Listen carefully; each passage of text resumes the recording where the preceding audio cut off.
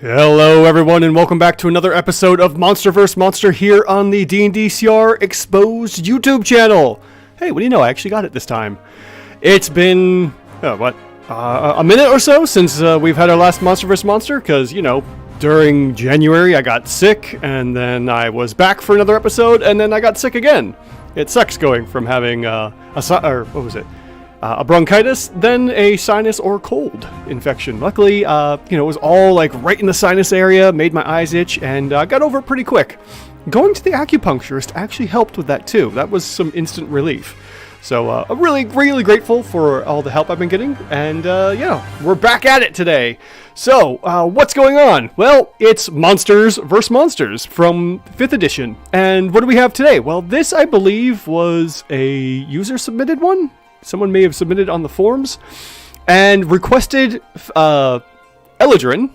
Up here, we have Eladrin versus Goblinoids and Hags. So I had to do some adjusting. Normally, our Eladrin, our winter, summer, autumn, and fall Eladrin are CR10s, but I modified them to be CR6 because I just couldn't get a proper amount of goblins down here, hobgoblins and hags, to equal the CR40 that we would have had for our Eladrin. So I really toned them back a little bit, reduced their hit points, reduced their effectiveness with certain things, the proficiencies and whatnot. And so all of these Eladrin are not the same ones we've seen before. This is a different group of Eladrin, and they are CR6 instead. So they have less hit points, a little less AC, and a little less 2-hit and damage. And then down here we have a few hobgoblins, a couple warlords, a devastator, and then a Buer hag. So we've got that going on too. Name will be taken. Hello, I raise your hobgoblin after a goblin. Oh, there we go. Where's the kobold? No kobold, because this is a different group of Eladrin, Herr Doctor. That's why there's no kobold this time around. Crimson cheerleading duty. True, that would be the case. Unfortunately, this is a different group of Eladrin. Not the same group, just a younger batch, we'll say. A younger batch, quote-unquote, of Eladrin, since the names are different too.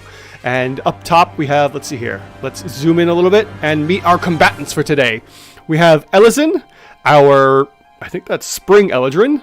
Then we have Alanio, there we go. Alanio, our Summer Eladrin. Amra, our Winter Eladrin. And Janelor, our Autumn Eladrin. And down here, just hit him. We have Vagon and Rudd, our two Hobgoblin Warlords. Claude, our Hobgoblin Devastator. And then Talogums, our Buer hag. And just to take a look at our Buer hag to see what they can do, because, you know, what's wrong? Something's wrong with the microphone? Let's see here. I'm hitting like into the red and the yellows. I should be okay. Let me double check something here. Let's see here. Settings. And let's see here. Audio, no. Disable diffusion advanced. Microphone. Where would I find? No, don't do that. Am I too loud or too soft, Herr Doctor? Sounds weird. Alright, let me try something. I'm going to disconnect my mic and try again.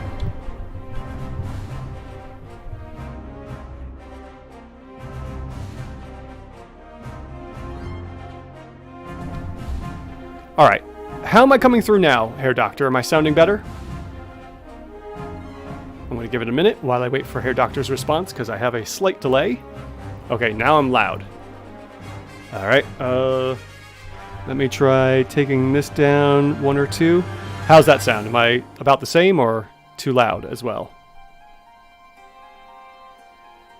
Waiting for another response. Okay, this is better. Just want to make sure that so I'm not... I'll reduce this just a little bit. And let's see here. Okay, there we go. That seems better. I should be topping into the red a little bit, and my black mark is getting high on the green and into the yellow a little. Alright, so we will go with that, and hopefully I'm not blowing out people's eardrums. I'm terribly sorry about that. It's been a while. I also updated OBS here, so things are probably off a little bit because of that problem. Alright, so we have a Bure Hag, and our Bure Hag is a CR7 Hag. We've got a couple spells to take a look at. Cone of Cold, Ice Storm, Wall of Ice, and Hold Person, as well as some features of Control Weather, which probably won't help, Grey Staff Magic, Ice Walk, and Spellcasting. And then we have Slam, Frost Shards, Multi-Attack, and Heroic Feast, which only helps if she kills someone. It was peaking. Yeah, I had a feeling. Okay. Like I said, I updated OBS, so things probably got a little wacky. On top of that, we have Clad, who is a spellcaster from the Monster Manual. So, actually, no, this is Monsters of the Multiverse, it looks like.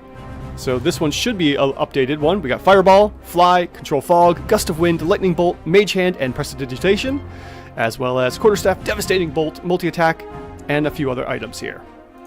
Okay.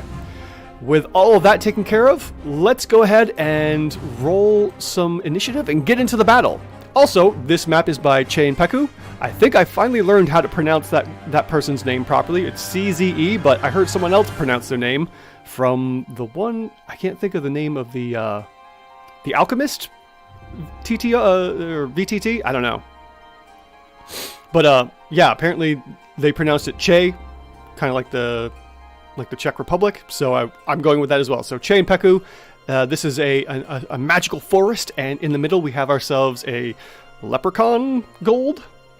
You know, leprechaun pot of gold here, so maybe that's why our hobgoblins are invading here. Maybe they're looking for some kind of a magical item or artifact that is stored in this cache of magic gold and money, and there's probably some valuables. And, you know, the Fey are here to protect this and keep the balance of the Feywilds. So, yeah, we'll go with that as the story of what's going on here. So, some hobgoblins, as was said before, are fighting the fact that, you know, they are being categorized as Fey and don't want that. So, maybe they're going in here to change their fates with whatever magic stockpile is hidden within here. So, with that, let's go ahead and roll initiative. So, we'll begin combat and see what we get here for initiatives. So, we got a whole bunch of D20s come rolling in here, and it looks like we have Alanio going first with a 24, followed by Janilor with a 21, Talogums with a 19, Claude with an 18, Vegan and Rudd with 7s, Alessian with a 6, and Amra with a 5. Flame Loud, welcome along, bud. Take down those snobby elves. Yes, they are very fancy snobby elves, of course. So, let us start with round 1 here, and let's see here, come on, click on. Let's just go right back to the top, and we will begin round 1 with Alanio.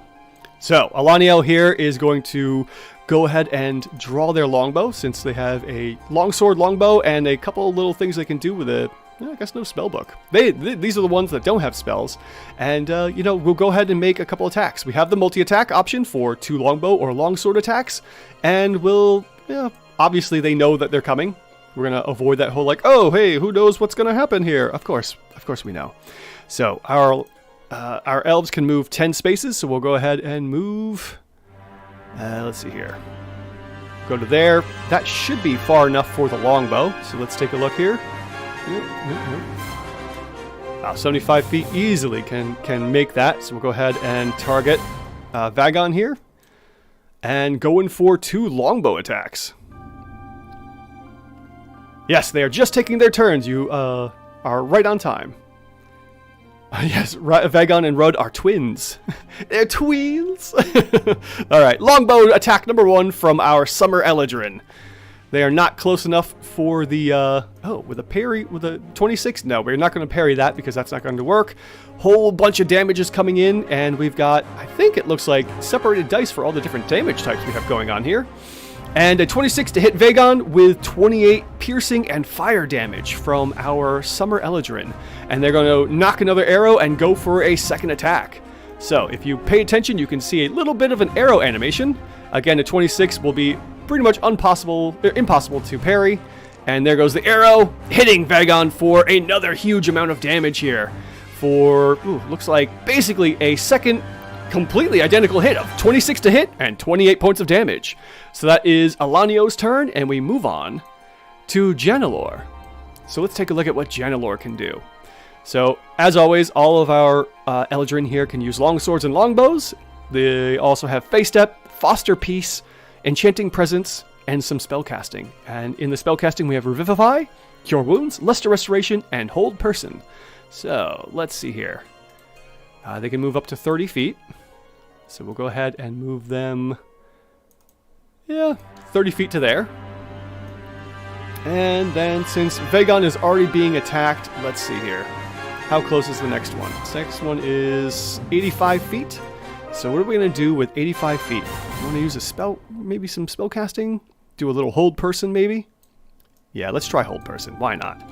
So we'll go ahead and switch our target to Rudd, and our Autumn Eladrin here is going to go ahead and cast Hold Person on them. Oh, too far away. Thank you. Thank you for the note here. All right, so we can't do Hold Person, because if I were to, hover over and see that the range is 60 feet, I would have said, oh, yeah, definitely can't do that. So unfortunately, we're going to switch over to our longbow and take a pop shot at Rudd as well. So, first attack is going to be a base 12, total of 18, and misses Rudd, with Rudd's AC being, I believe that is a 20. Yes, that is a 20 to hit, and misses, could have dealt 31 points of damage. And Janelor is going to go in for a second longbow attack. Base 3, that is definitely going to miss, with a whole bunch of wild damage coming out here. Could have done 35 points of damage, 2 missed shots, as one arrow goes sailing by, and the second arrow just plinks off the armor of Rudd. That will be Janelor's turn as she's moved and attacked. Could probably do a Misty Step if we wanted to, but I'm not going to worry about that right now. Everyone's kind of far away at the moment. Up next is Tallowgums, our Buer Hag. And let's take a look again at what our Buer Hag can do. Wall of Ice, Ice Storm, and Cone of Cold. Seeing that Alanio has been doing some massive damage, we'll say, maybe a Wall of Ice on Alanio here, blocking him out. That probably seems to be the most pertinent thing to do. So let's take a look at Tallowgums' spellcasting here. So Wall of Ice, range 120 feet, 100-foot wall. So let's see here. You can form it into a hemispherical dome or a shape with a radius of 10 feet, or you can use the shape a flat surface made up of 10-foot segment panels. Each panel must be continuous with another panel. So yeah, we'll just do like a Wall of Ice and maybe, let's see here. 10 spaces, so that's going to be 1, 2, 3, 4, 5. We'll do another over to here. So Tallowgums goes racing up over there and is going to plop a dome of Wall of Ice. Yeah, the goblins definitely do need to get going. So Wall of Ice here. I'm going to do the template, and let's see. What are we going to do here? Oops. Darn it.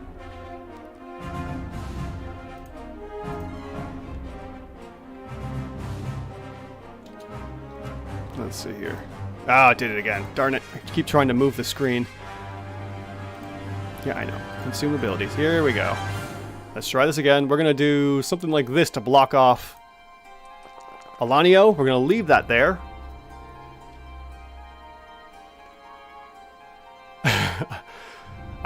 I do see what you need. I will snap you like a reed. Very, very, very much so. So, let's see here. If the wall cuts through a creature's space, when it appears the creature within the area is pushed to one side, yeah, we'll say that that happened to Alanio to do some damage. And no targets to save. Whatever. Now, we'll just have him cut off. So, for the time being, Alanio is now cut off. The end of the wall is there, and Amra can also make their way around. So, there's a nice big old wall of ice blocking Alanio's way and able to attack through. And that is Tallowgums' turn, using a wall of ice to block off as they concentrate on that spell. Up next is Claude. And let's see here. Claude, what are you doing? You are our Devastator? Devastating bolts, 1 action. What's the range on it? 60 feet, it looks like. Alright. Sounds like it might be a good thing to do. And you can move up to 6 spaces. So 30 feet. Let's get you moving up and attacking the first of a few Eladrin here. Okay. Hello, Maximule. Welcome aboard. Thanks for stopping by. We have our Monster vs. Monster going on, and we have, our Hobgoblins and a Hag versus a bunch of Eladrin here. Toned down Eladrin, too. All right, so Claude is going to go ahead and target Janelor and take an attack with the Devastating Bolt. And let's see here. Just to make sure I know what we're doing, Hobgoblin makes 2 Quarterstaff or Devastating Bolt attacks. Okay, so Bolt attack number 1 is going to be a base 4, total of 9, which is unfortunately going to miss. And it doesn't look like we have a spell effect for that attack, sadly. So that could have been 30 points of damage, and the Devastator is going to go in for a second attack. Oh, we have a natural 20! Foster Peace. Janelor is hit by Disintegrating Bolt and can use a reaction. Attack total roll 25. I don't know what that is about. Why is that coming up as a reaction? I'm going to take a look at that in a moment. So we have ourselves a critical hit by our monsters, dealing 40 points of damage to our, looks like Autumn Eladrin. And just to double check here, why Foster Peace was a reaction. Let's see here. If a creature charmed by the Eladrin hits with an attack roll, the creature was not charmed. So that's what that was about. Okay, so don't worry about that. Wall of Ice can telefrag people, which is a weird thing to be raw. Yeah, that's very true, ELG. Telefragging D&D. Alright, so Collide comes up, throws out a couple devastating bolts against Janelor, and ends their turn as they are advancing on the Leprechaun Pot of Gold. Next up is Vagon, and Vagon is bloodied, but no one's outnumbered, and this is not round 4 yet. So, let's see what they can do. They have a longsword, shield bash, a javelin to throw, a couple multi-attacks, and martial advantage. So, let's see here. The javelin can be thrown 30 to 120 feet. We got a multi-attack of, let's see here, 3 melee attacks. Alternatively, can make 2 range attacks with its javelins. And we have leadership and martial advantage. So the leadership, for 1 minute, the Hobgoblin can utter a special command or warning whenever a non-hostile creature that can see within 30 feet of it makes an attack roll or saving throw. And the creature can add a d4 to its roll provided to hears it and whatnot, and the creature benefits from only 1 leadership die at a time. This effect ends if the Hobgoblin is incapacitated. Okay. And that is an action. Alright, well, anyways, we will go ahead and have Vagon move up 30 feet. Is definitely not going to be able to really... Let's see here, where are we at? 50 feet. That's going to be out of range. But, yeah, they can't see anything else. So, unfortunately, Janelor is the only target at the moment. So, we're going to chuck off a couple chuckles here of ranged attacks. Alright, I'm going to have to do it from here because I don't have the room down here.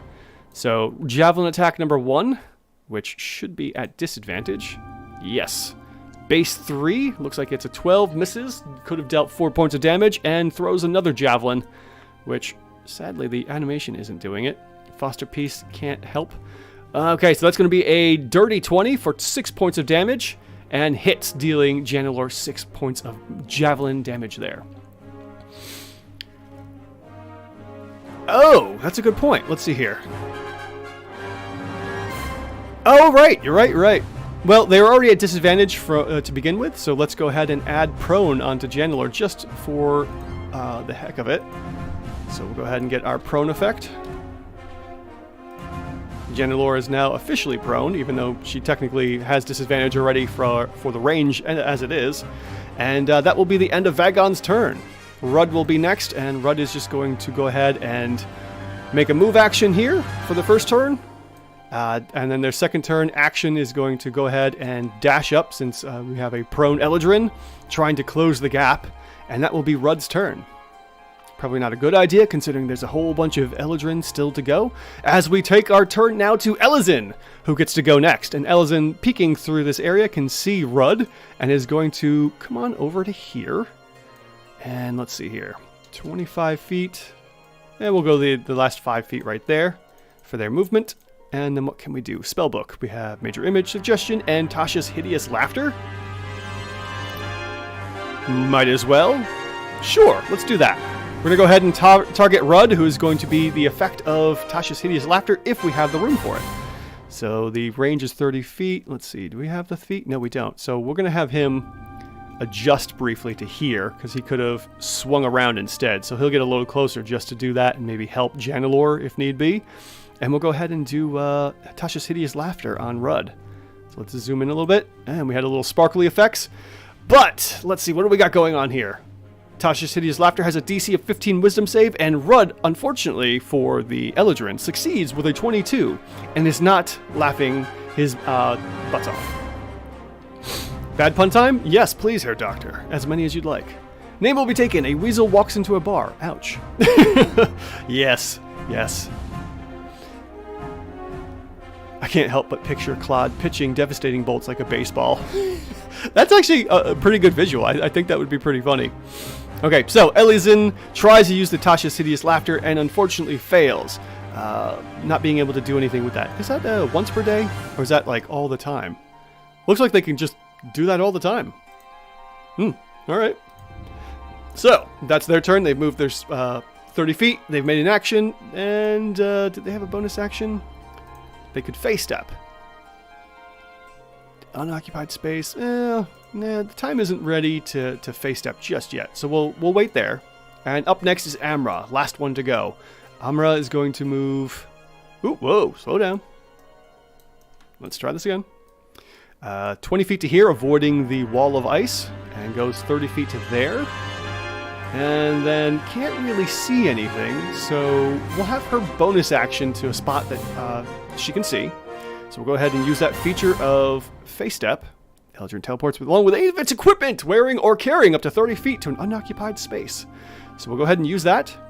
And that will be perfect. 30 feet over to here. And then... the Winter Eladrin always has the best abilities. Sleet Storm, Fog Cloud, or Gust of Wind. Let's see here. And we can do a multi-attack. If we do the Sleet Storm, that will be a 20-foot tall cylinder with a 40-foot radius center. If we remember from our last Eladrin fight, when we were talking about Krim, the kobold, we had a couple giants that were really caught up in that Sleet Storm. So let's see if it happens again. Alright, so we need 150 feet. Let's see where we can go with 150 feet. Oh yeah. Easily can get all of them. Alright, so Sleet Storm it is. Place that measured template and oh, that is just dirty right there. And yeah, so what do we have here? Until the end of the spell, freezing rain, blah blah blah, everything falls prone. So we have Sleet Storm with a DC 15 dexterity save. Rudd saves with a 15, Vagon fails, Claude fails, and Talogum succeeds with a 21. So Vagon and Claude have fallen prone, which, you know, we'll just go ahead and do this. I'm going to shorten this up because I will need that a little bit. And let's see here. So, nope. There we go. All right, so Vagon and Claude, these two have gone prone. Okay, you are prone. You are prone. And that is the end of that. All right, so that's Amra's turn. She's moved, bonus actioned, and cast a spell, and is focusing and concentrating on this Sleet Storm. So that's fun. Ooh, you actually can see the spell effects going off, which is kind of neat. Nice. Okay. Sleet Storm going on. Probably another MVP of Amra, the Winter Eladrin. Really silly. Okay, end of round 1. Unfortunately, I don't have anything special set up for, you know, the 100% chance of something random happening. So we're just going to move on to round 2. Start from the top here with Elanio, who is angry about having been cut off, and is going to go ahead and move 30 feet to there for their first action. Another 15 to 25 to 30 feet there. And then we'll face step. Yeah, we'll say dropping the bow. And, no, putting the bow away. Can they do that? No, they have to drop it. They would have to take an action to do that. So, yeah. Alright, so they're going to drop their bow there. And then bonus action, get ready to draw. Oh no, they can do. I'm getting confused now with my rules. They can also freely draw an action, freely draw a weapon as an action, if I remember correctly. So, yeah, we'll draw the long sword and bonus action teleport. All right, so we'll go ahead and do that.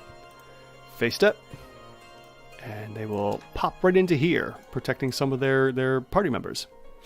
All right, they are now completely out of the wall of ice, and we'll move on. Was there anything about the wall of ice and starting your turn next to it? I don't remember. Let's see here. If the wall cuts through the creature's space, I feel safe, blah, blah, and each panel must continue to see. Oh yeah, you can like break it down if you wanted to go through it. They just kind of walked around. That's fine. Okay. So that is the end of Elanio's turn. Janelor's turn is up. Janelor is going to go ahead and stand up using half their movement. So we'll go ahead and get rid of the effect. They're no longer prone. And they have, what is it, 30 feet? So 15 feet to move. And yeah, they're going to have to fire into the sleet storm here at disadvantage, unfortunately. And we'll go ahead and do that. So attacking, disadvantage sleet storm attack, because they are heavily obscured. So that's going to be a base 9 missing Rud for 12. Oof, 41 points of damage. That could have been bad. And then another disadvantage attack. Looks like a base 6, total of 12. That's going to miss again for another 38 points of damage. And that is it for Janelor's turn. Up next is Talogums, who starts their turn. Technically, that would have been the beginning of this, so she's going to easily duck on out of there. She can fly, because she has her broom with her, so she's going to go ahead and start flying. You know, why not? So we'll go ahead and pop her up, let's say 20 feet into the air. Another 20 feet to there. Oh, no, come on. There you go. So she's out of the sleet storm. And what else? I guess she'll go ahead and move a little bit further. It was, what, 50 feet? So she's up in the air, and she's going to go ahead and pop over here to start attacking from the skies. Maybe not such a good idea. I don't know. Evil Lord ELG, the Hobgoblins have been sent to the Super Smash Bros. Brawl dimension. Yes, that is probably the case here. Okay. So, that is the end of Talogum's turn. Nothing too exciting going on so far, unfortunately. Up next, we have Claude, who is going to go ahead and stand up and move, because technically they've already fallen for this turn. So they would have fallen. So they get up and they start moving again. Alright, so half their movement. Or they could crawl if they wanted to on the ground. Let's see here. So, come on, get out of there. Thank you. What do we got here? If the attacker and defenders are both firing blind, isn't that attack at neutral rather than at disadvantage?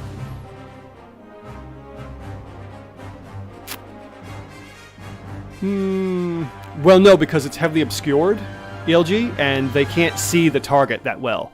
So the attack would be at disadvantage, even though they're technically blind as well. So it's hard. It's unfortunately a problem for both of them. At least it should be, as far as I'm aware. I think, anyway. Because the attack is going into a heavily obscured area, so that would be a disadvantage for attacking something heavily obscured. In any event, Vagon stands up and starts to move in and move towards the drawing their sword, if they haven't already, out of the sleet storm and walking into a whole bunch of Eladrin. Not going to be good for them. And that's their whole turn, getting out of that sleet storm. Up next is Vagon, who is... Oh, I moved the wrong person. Claude was the one that was supposed to get up. Okay. And let's see here. We'll go ahead and get rid of that. And Claude is going to... Let's see here. 30 feet to here. Yeah, can't really do anything about getting... Oh, they can get out right there. Makes a beeline to get out of the sleet storm. And then Vagon will do the same thing on their turn. There we go. Now we're good. And then Rud comes charging out of it as well. Yes, they do. They can voluntarily drop concentration on their turn if it's pointless. So basically, you know, the Buerhag could get rid of the wall of ice if need be, but you know, she's evil, so maybe she'll leave it there just in case. All right, so now that everyone's out of the sleet storm, Amra on her turn could voluntarily drop the sleet storm if need be as well. So Rud comes charging up out of the storm, and will that should have been enough to get them there anyways because of the heavily movement. And we'll go ahead and attack Velanio now that we have, you know, really gotten into melee here. All right, so Rud is... Let's see, what do we got for the attacks? Feature, multi-attack. The Hobgoblin makes 3 melee attacks. Alternatively, it can make 2 range attacks with the Javelin. All right, 3 melee attacks it is. Longsword number 1. And that's going to be a base 7, total of 16 misses, unfortunately. Attack number 2. Just buzz through these. Base 9. Ooh, that's a parry. Yeah, we're going to hit the parry there. And that's going to end up being, I believe, a miss. All right. And then attack number 3. Base 9. Can't parry again. It's a shame they don't keep track of that. Dealing 7 points of slashing damage. And then we also have the... what is it? That one feature here. Martial advantage. Once per turn, the hobgoblin can deal extra damage. So yes, we have hit the target. We're going to deal an extra 4d6 points of damage, and we're going to deal 14 more slashing damage to Alanio. All right, and it does pretty good. Oh, okay, Herr Doctor, that's good to know. I always thought it was on the turn. We'll leave it up just in case. Maybe stops them from trying to retreat. Who knows? Good way to corral the hobgoblins. Who knows? I'm not too aware of the hobgoblin versus, Eladrin wars and whatnot. Yeah, well, that's the idea. They fell prone, and then they would have to, because they were prone, they would have to do half movement. So yeah, technically they may still actually be in there. Because it would be half movement for the Sleet Storm and then half movement again, so they probably are stuck in there. Alright, so I'll back them up 15 feet. So they're still stuck. I was thinking that. It's been a while since I played 5e. We'll go with that.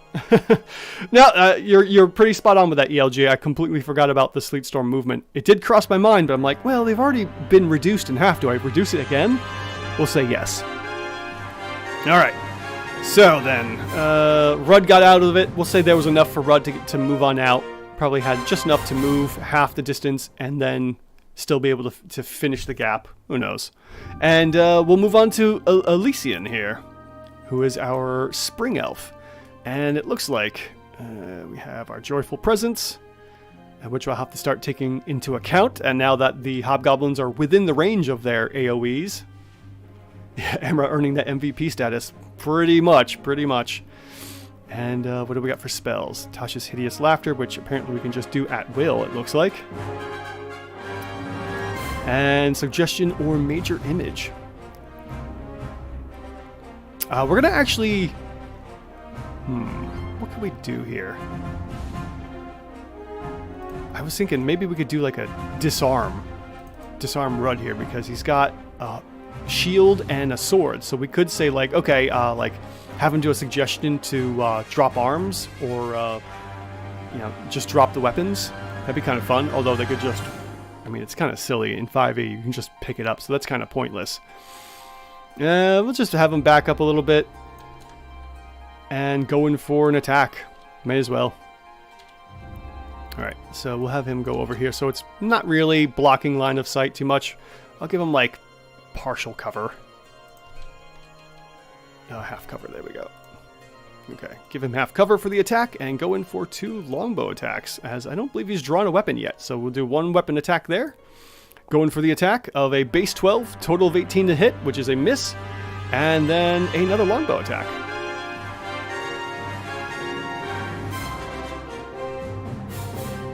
I don't think I can parry a 23. No, maybe I can. Let's see here. Parry.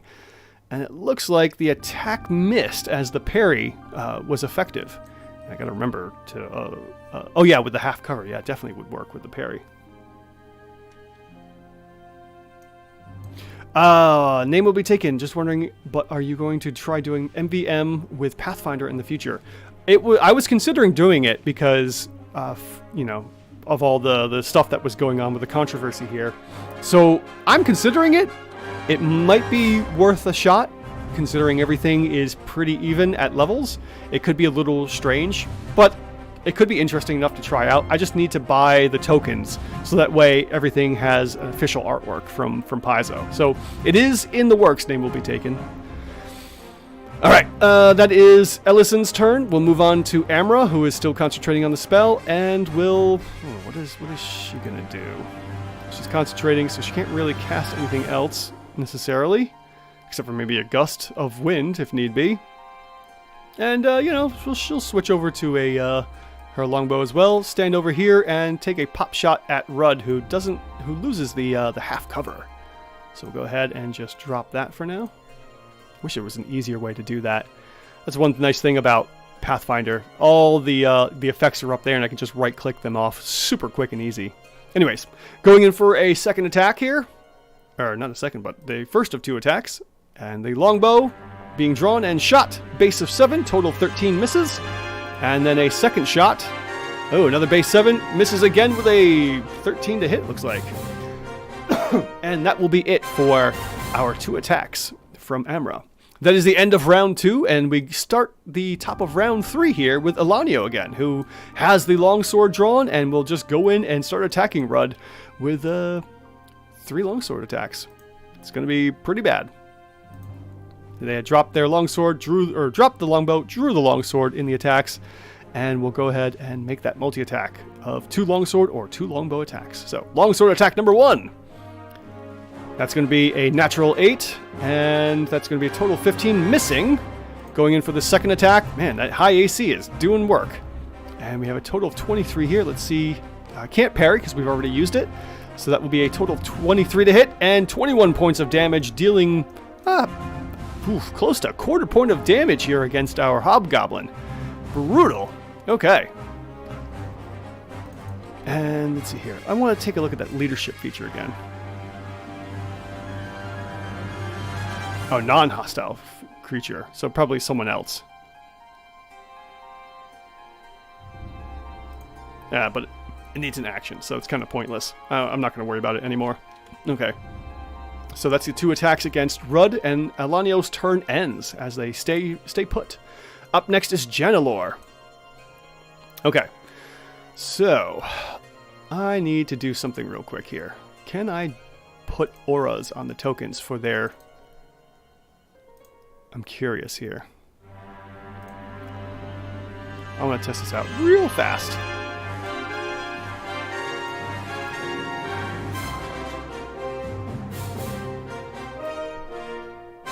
30-foot aura? Oh, that's not working out how quite as I had hoped. Yeah, it's not giving me a definite range. I was hoping to see like a hard edge for it. Alright, anyways, I just gotta remember 30 feet out. Yeah, so Talogums is being affected by that. Okay, so whole bunch of auras coming on from the Eladrin here. Alright, so Janelor's turn. Janelor is seeing these two kind of squaring off, is going to kind of say, alright, no big deal, and move into here. So heavily obscured area. She's going to try and attack the Devastator a couple times and see if she can hit with the longbow at disadvantage, unfortunately. So attack number 1, base 8. Ooh, hits with a 14, even through. Oh, that was a big hit. Oh, man. 35 points of damage. Oh, poor CR4 Claude here. Oh, all right, attack number 2. 35 points of damage. Ouch. And that's a miss on the second longbow attack, but, you know, she kind of smirks a little bit, Janelor, as she hits Claude on the first strike, even through the sleet storm. And that's it for Janelor's turn. Up next, we have Talogums here, who has 2 auras to deal with. So let's take a look at the first aura. We have Joyful Presence, and that Joyful Presence is any non-Eladrin creature that starts a turn within 60 feet. Oh, jeez, it's 60 feet. Makes a Wisdom saving throw. On a failed save, the creature becomes charmed. Okay. So then, and then for Elanio, we have Fearsome Presence, and that is Frightened. DC 16 Wisdom save. I believe they are the same for both. So she has 2 Wisdom saves to make. The Hobgoblins aren't doing badly, considering that they are melee dudes who picked a fight with ranged dudes at an extremely starting range differential. That's very true. They're not doing so bad. They've hung around so far to round 3, which is surprising. Okay, Talogums has 2 Wisdom saves to make, so let's go ahead and get our first Wisdom save. DC 16, that's going to be a 15 plus, so that's going to be a 19, and passes Ellison's aura, and then Elanio's aura. So let's see here. That's an 18, and passes the aura as well. Now, do we have here? If a creature's saving throw successful, or at the end of the creature's immune to the Eladrin's Fearsome Presence for the next 24 hours. Okay, so Talogums is immune to both of these auras, and she does not have to worry about anything else. But it is Talugum's turn. So, let's take a look at what we can do here. We do have a Cone of Cold, and that's going to be a fun one. So, let's see here. A blast, a 60-foot cone. Okay, I just want to get this prepped ahead of time here. So, let's take a look at a 60-foot cone. And I need to get something a little better. Okay, so here, where do we have to sit to hit all of our Eladrin? Oh my goodness. Nope, let's get rid of you. You're the wrong one.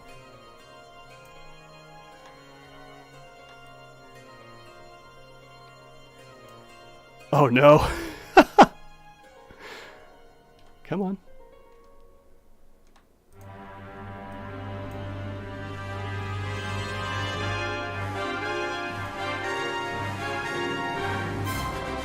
Yeah, it looks like, oh, Janelor's just out. I can't get all three of them? What if I were to go here and swing it? Come on.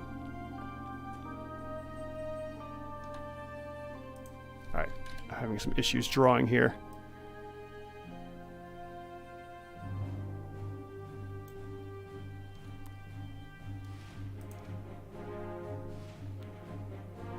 Okay, so that's where our Talugums has to go.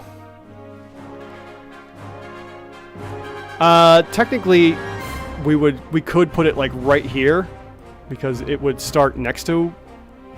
Yeah, there we go. We could even do something like that, because the first blue space is where it would start.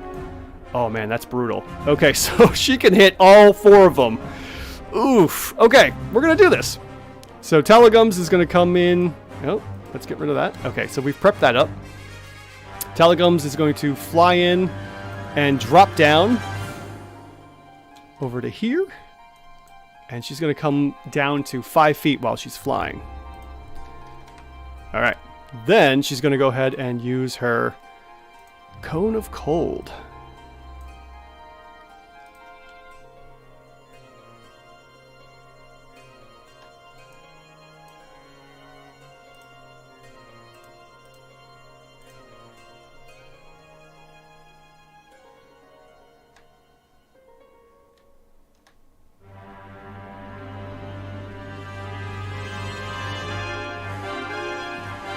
Oh, that's brutal. Oh, man. Alright, so obviously, Amra's going to take the least amount of damage here. So, what do we have going on now that I've finally got this all taken care of? First, we have our Cone of Cold.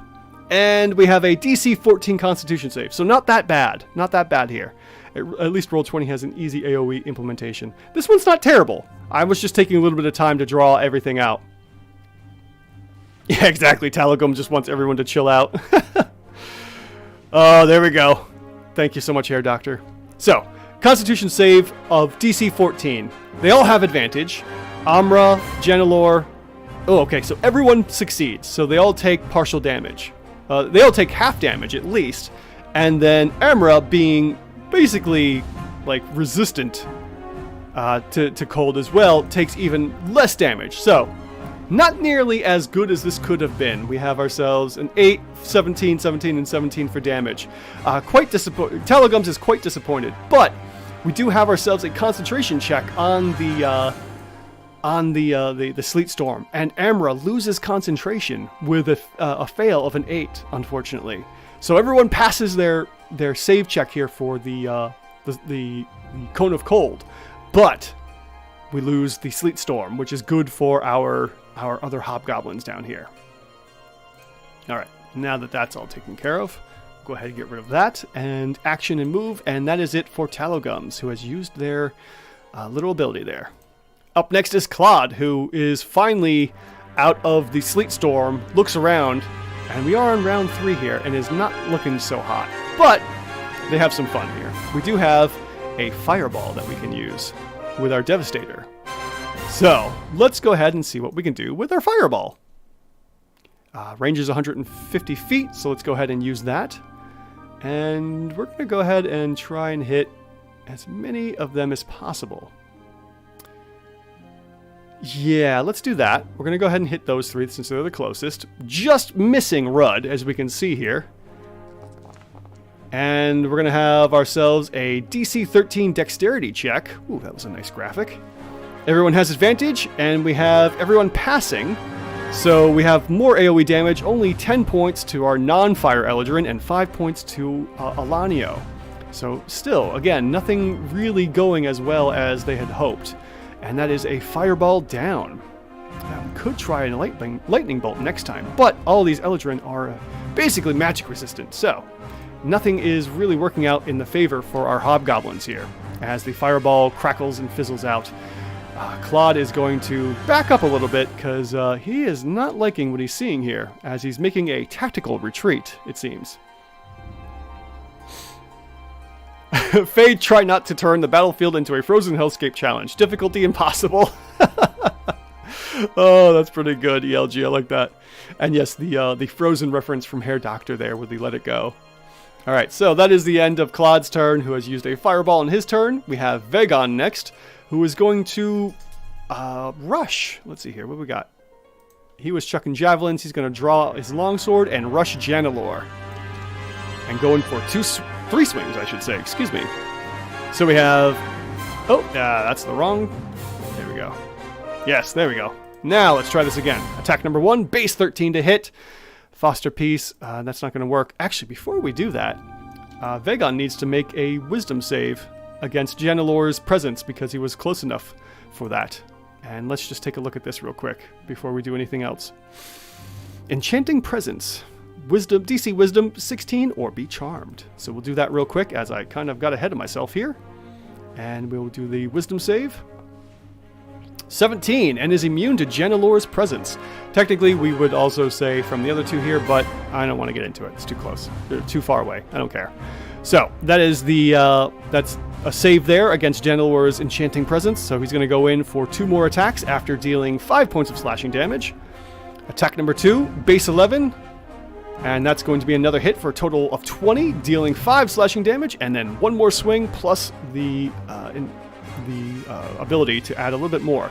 And the third attack misses with a 16.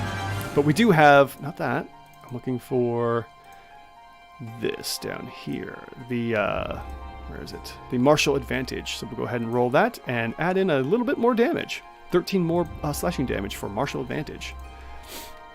And Janalor is looking pretty beat up, unfortunately. Okay, so then, let's go ahead and take a move on to Rudd here, who is going to just continue attacking Alanio, since, might as well, he's right there, and also going to take in a couple longsword slashes.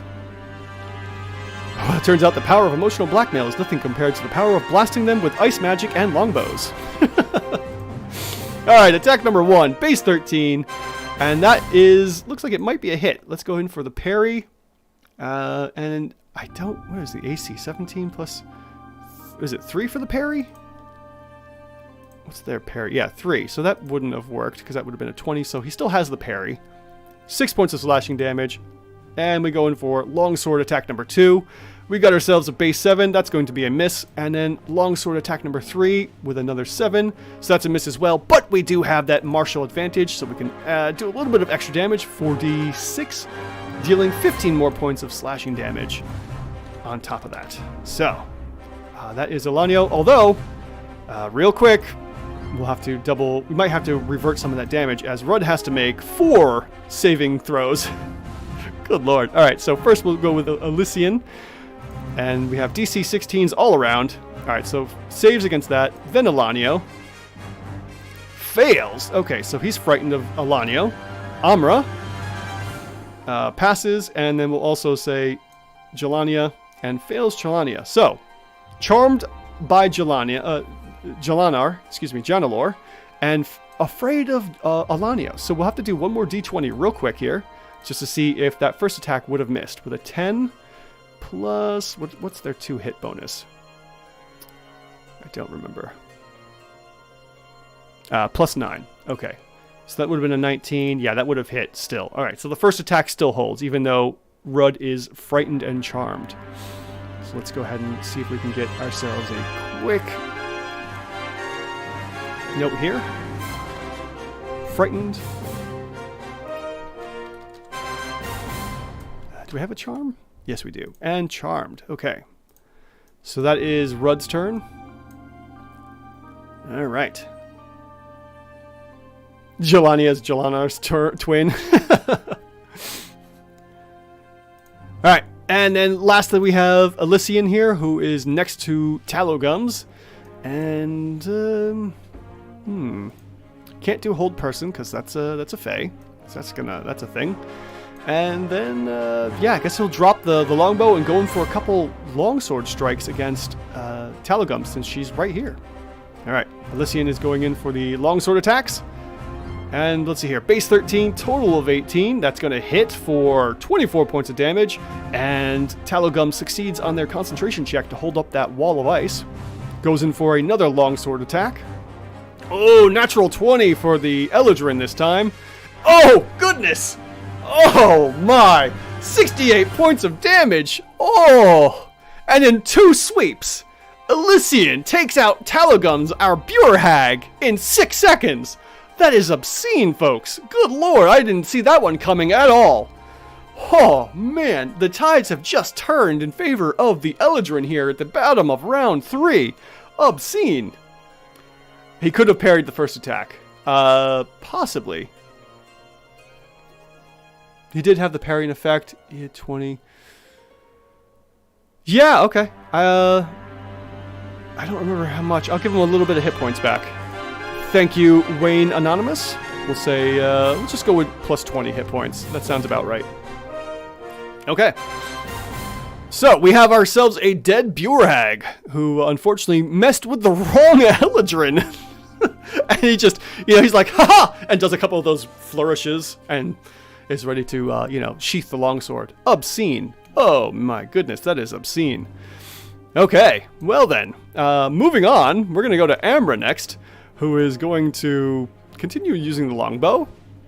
Sees that Rudd is, charmed and frightened, so we're going to leave that one alone, and she's going to move up to here, maybe?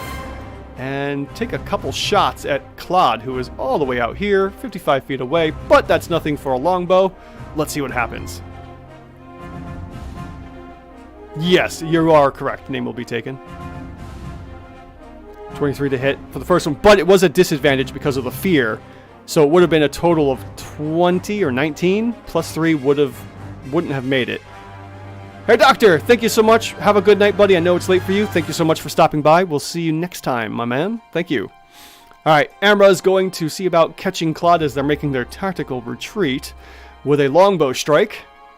Oh, that first one's going to go wide and miss with a base of 2, followed up with a second of 2 attacks. Base 9, total 15, hits Claude and takes him out.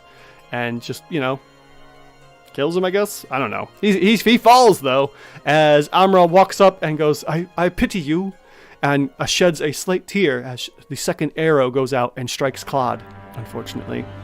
Lastly, we have our 2 kobolds here, kobolds, I'm not dumbass. Hobgoblins, who are looking at the situation and seeing things not in their favor. And at this point, considering we are at the top of round 4, well, let's see what happens here. Alanio is a fearsome Summer Eladrin, is going to go in for a couple more attacks since Rudd is feared. Let's go ahead and see what happens. Rip Claude and his dreams of becoming a professional baseball player. Yeah, that's unfortunate. How that Buer Hag got obliterated was sick, though. It really was, Wayne. That was obscene. 2 quick slashes. That was beautiful. I'm going to have to see about making like a shorts out of that, because that was disturbing. All right. And we have ourselves Rudd here, who's being attacked by Alanio as he comes in for 2 longsword swipes, because, Summer Eladrins be mad. And that's going to be a base 9, or total 9, which is going to miss the first strike. Goes in for a second strike of a 7. And is going to miss again. I pity you, says the maniac, shooting on the wounded and fleeing. Yeah, pretty much.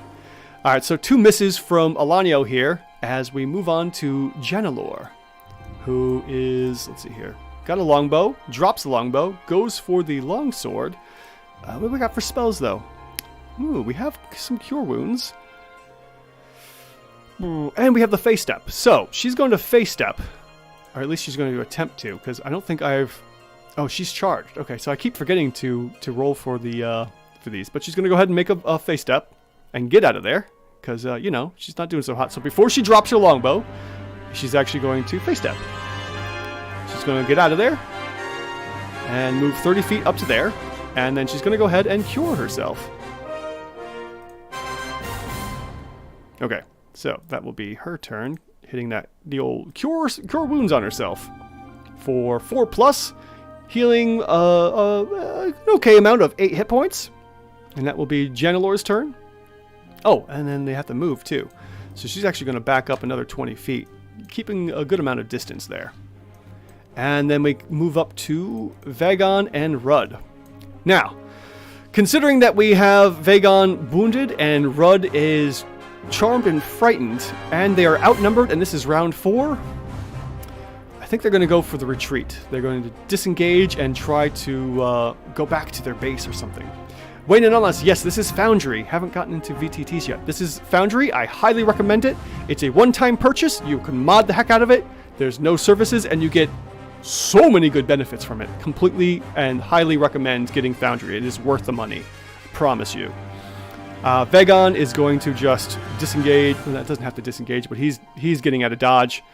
30 feet to here, and then he's going to dash another 30 feet down to here as he makes a tactical retreat, calling out to Rudd, who is requesting to do the same.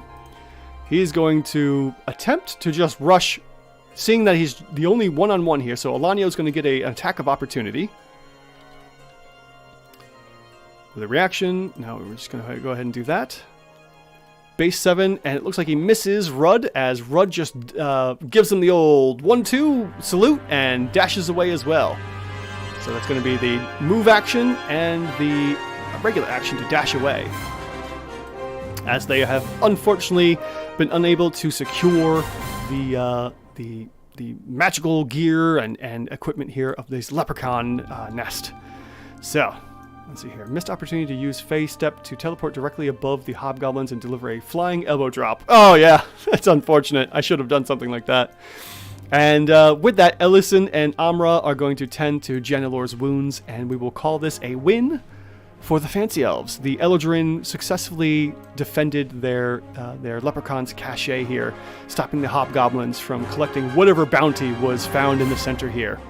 And this will be a win for the Eladrin. So I'm going to go ahead and... Oh, we had a 50-50 here. So 50% of you were correct on tonight's guess of who would win, and unfortunately the other ones, better luck next time. Thank you so much for voting in the poll. Wayne Anonymous, yeah, it looks good. I guess character sheets, etc. can be managed inside the VTT. Would be great replacement for D&D Beyond in this case. Yes, you can. I'll show you a quick character sheet here. So I have a couple of them set up. So... we'll look at Chechis Tarn, who is a kobold druid, I believe. So this is the generic character sheet for our players. And, you have your character items here. You have your stats, attributes, inventory, features, spellbooks, any effects, and their biography that's going on. You can get mods to change the way this looks, because this is the base character sheet, so it doesn't have to look like this. So if you don't like it, you can find a mod to get something else, Wayne, which is really awesome. But this is the basic character sheet. And then you can just update XP here. You do like an auto level up. There's ways to import characters and spells and classes and whatnot. So it does a lot of the thinking for you, which is really awesome. It's great. Highly recommend it. And then, let's see here. So, the business. As I was saying before, the VTT of choice is Foundry. You can find it at foundryvtt.com. $50 for one-time payment. That's it. And then you have yourself an amazing virtual tabletop. A great way to do it. I do self-hosting, and I have my friends connect to my computer, which is fantastic. The battle map was Che and Peku. You can find them at patreon.com/ChePeku. Fantastic. Again, links are all in the description. The music was a freebie source from here on YouTube. The names were generated by fantasynamegenerator.com. And is there anything else? Pretty sure that's it. Anyways, that's the business. Thank you all so much for joining me tonight. I really appreciate it. Excellent, Wayne. So good to hear that I've convinced you to give it a shot. I highly recommend it. Here are a couple of modules you're definitely going to want, though. There's plenty of them online of like what modules you should get, but I definitely recommend, let's see here, Argon Combat HUD. This is what gives you this down here. Argon Combat HUD is amazing. And then MIDI QOL is the most important one. MIDI QOL with JB2A, and then there's like automated animations. Those are a couple like the must-haves for this. But yeah, once you get Foundry, Wayne, just look up like top 10 modules for 5e, and you'll be set. It takes a little bit to work with, but once you have it all set up the way you like it, it is, ooh, chef's kiss. It is fantastic. And let's see here, ELG. Falling is free damage. I have no idea who this kobold is, but I would die for him. Oh, yes, this kobold, this Chechish Tarn, was part of a video along with Alorna Westright, a human paladin, I believe, and Vulgarin Barrelsbane, a mountain dwarf monk, I believe. They were for a video that I put together and never showed it. So it's a video I have and it's good to go, but it's a super fast short that it hurts to watch. It's too confusing and it's kind of obnoxious. Spent a lot of time on it and I just never posted it, unfortunately. So yeah, Chechish Tarn, the kobold druid, I believe. If I have, let's see here, yeah, kobold druid. Never got a circle though. I don't remember what circle I picked. Must have been spores. Spores druid. Yeah. All right, so that is the business. Thank you all so much for joining me. Wayne Anonymous, ELG or Evil Lord Gravy. Name will be taken. Hair Doctor. And who else was here chatting away with us tonight? I always like to thank everyone that stops by. Maximule, thank you so much. Flame Loud, as always, thank you so much for stopping by. I know 5e isn't really your choice, but thank you so much for hanging out anyways. And yeah, that's everyone. So thank you all so much for stopping by. This is me, Andrew, as thanking you all. You're all amazing people. And if you've watched this as a video on demand later on, all the way to the end, you are amazing as well. And as always, I am here, Andrew, asking the question, are your encounters even rated?